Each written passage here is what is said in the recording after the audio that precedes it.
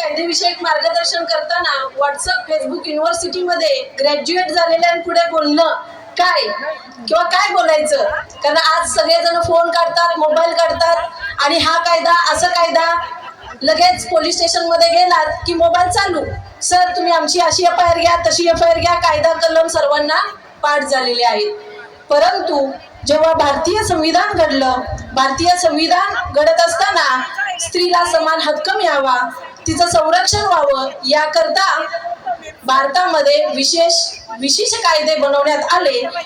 ह्या कायद्यांची खरं तर आपल्याला माहिती असणं हाच खरं अन्यायाविरुद्धची पहिली पायरी मी समजते.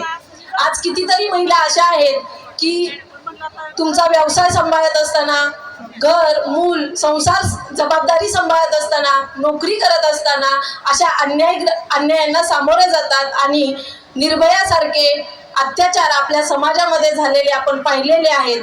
निर्भयासारखा अत्याचार झाला की समाज पेटून उठतो, कुठेतरी कॅन्डल मार्च काढायचे, मोर्चा काढायचा, त्या भगिनीला न्याय मिळावासाठी कायदा किंवा प्रशासनाला वेठीस आपण धरत असतो.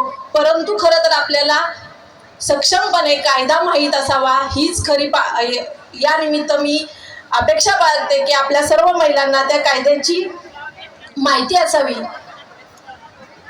भारत स्वतंत्र झाल्यानंतर भारतामध्ये असे बहुत विशेष कायदे करण्यात आलेले आहेत. त्यामध्ये कौटुंबिक हिंसाचार कायदा सन 2005 साली तयार करण्यात आला. या कायद्यामध्ये स्त्रीला तिच्या नातेवाईकांपासून, पतीपासून, तिच्या सासू सासऱ्यांपासून असणाऱ्या छळापासून संरक्षण देण्यात आलेलं आहे.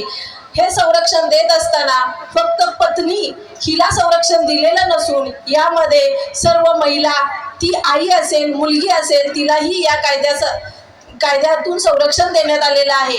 हे संरक्षण देत असताना तिला पोटगीचा अधिकार दिलेला आहे, त्याच घरामध्ये राहण्याचा अधिकार त्या महिलेला दिलेला आहे.